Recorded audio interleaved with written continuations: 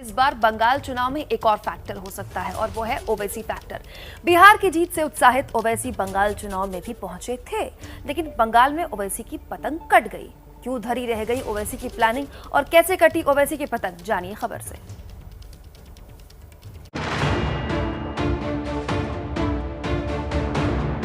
बिहार में 5 विधानसभा सीट जीतने के बाद ओवैसी की पार्टी AIMIM ने बंगाल में भी पतंग उड़ाने की ठान ली थी।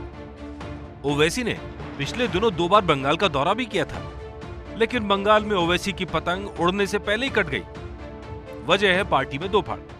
बंगाल में ओवैसी की ताकत थे जमीरुल हसन, जो अब नया संगठन बनाने जा रहे हैं। जमीरुल इंडियन नेशनल लीग की बंगाल इकाई को खड़ा करेंगे। जमीरुल ही AIMIM की पश्चिम बंगाल शाखा के अध्यक्ष थे। अब उनकी नजदीकी TMC के साथ बताई जा रही है। इलेक्शन का बीच में है, हम किसी को भी अभी प्रार्थी बनाकर खड़ा करेंगे तो बहुत शॉर्ट टाइम है, और हम ये इलेक्शन में नहीं चाहते हैं कि बीजेपी को किसी कीमत पर यहाँ फायदा पहुँचे। तो हमने अपने तौर से, और जब पार्टी में कल प्रेस कॉन्फ्रेंस करके लॉन्च करूँगा, तो हमारे तरफ से पहला तृणमूल को फ्री सपोर्ट है। हमारे वर्करों जो भी है तृणमूल के लिए काम करेंगे। मैं भी अगर दीदी चाहेगी 10 दिन उनके लिए काम करने के लिए रेडी हूँ। सूत्रों की माने तो AIMIM के स्थानीय नेता ओवैसी की अब्बास सिद्दीकी से दोस्ती से नाराज चल रहे थे। अब्बास सिद्दीकी पश्चिम बंगाल की फुरफुरा शरीफ दरगाह में पीरजादा है। अब्बास सिद्दीकी ने कांग्रेस के साथ गठबंधन किया है। आरोप लग रहे हैं ओवैसी की एंट्री से सबसे ज्यादा नुकसान TMC को होना था और फायदा बीजेपी को होता, लेकिन अब ये संभावना ही खत्म हो गई। दोनों दलों की प्रतिक्रिया भी सुन लीजिए।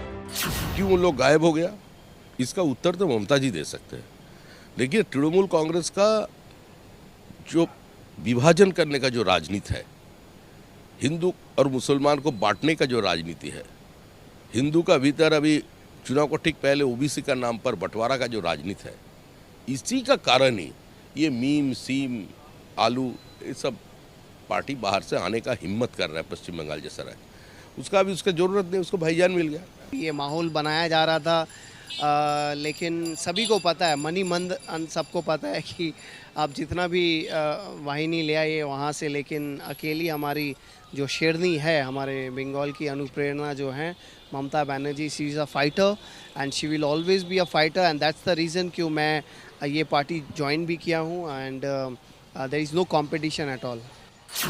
राजनीति के जानकार कह रहे हैं इस टूट के बाद ओवैसी का बंगाल में वजूद बचा ही नहीं, क्योंकि बंगाल के ज्यादातर मुस्लिम बांग्ला भाषी हैं और उन पर ओवैसी के भाषणों का जादू नहीं चलता।